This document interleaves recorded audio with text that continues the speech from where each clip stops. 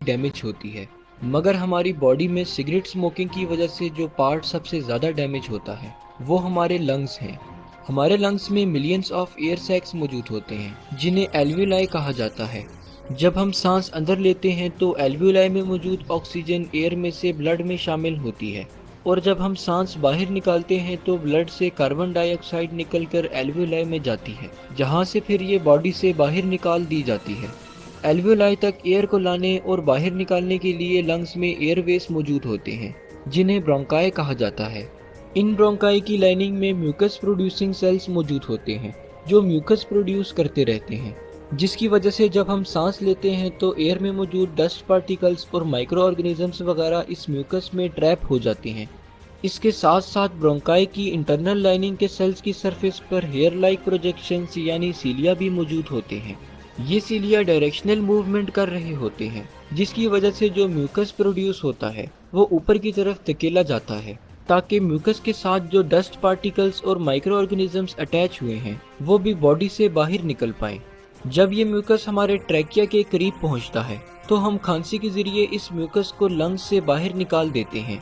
मगर जब हम स्मोकिंग करते हैं तो 700 से ज़्यादा हार्मफुल केमिकल्स हम अपने लंग्स में भेज रहे होते हैं। ये केमिकल्स हमारे ब्लड में शामिल होकर पूरे जिस्म को नुकसान तो देते ही हैं, मगर इसके साथ साथ लंग्स को पूरी तरह डैमेज करते हैं।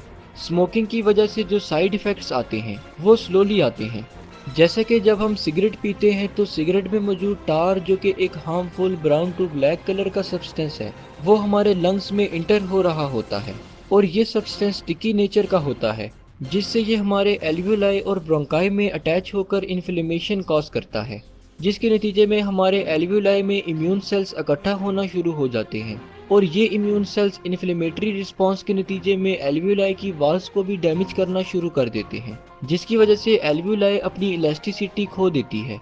इस कंडीशन को एम्फेसीमा कहा जाता है। एम्फेसीमा के नतीजे में ऑक्सीजन और कार्बन डाइऑक्साइड की एक्सचेंज एल्वियोलाई में अच्छे से नहीं हो पाती, जिसकी वजह से स्मोकर्स को थकावट, सांस में कमी, वीजिंग और चलते वक्त दम घुटने वाली सिम्टम्स जाहिर होती हैं। इसके साथ साथ स्मोकिंग की वजह से हमारे ब्रोंकाई में मौजूद सीलिया भी डैमेज होते हैं, जिसकी वजह से ब्रोंकाई के अंदर जो म्यूकस प्रोड्यूस होता रहता है वो अच्छे से बाहर नहीं निकल पाता, जिससे स्मोकर्स की चेस्ट भारी भारी सी रहती है।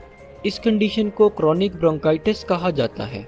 इस कंडीशन के नतीजे में स्मोकर्स को बार बार खांसी आती रहती है, मगर फिर भी म्यूकस लंग्स से बाहर नहीं निकल पाता।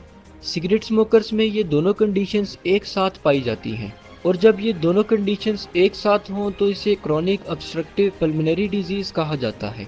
इसके अलावा स्मोकिंग की वजह से लंग कैंसर के चांसेस भी रहते हैं, यानी दुनिया में लंग्स कैंसर के 90% केसेस सिगरेट स्मोकिंग की वजह से होते हैं। और अगर आप एस्थमा के मरीज हैं तो स्मोकिंग एस्थमा को मजीद वर्स बनाता है।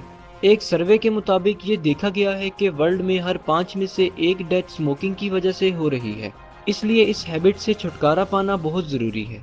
और वैसे तो स्मोकिंग के नतीजे में लंग्स पर जो इम्पैक्ट पड़ते हैं वो इरिवर्सिबल होते हैं,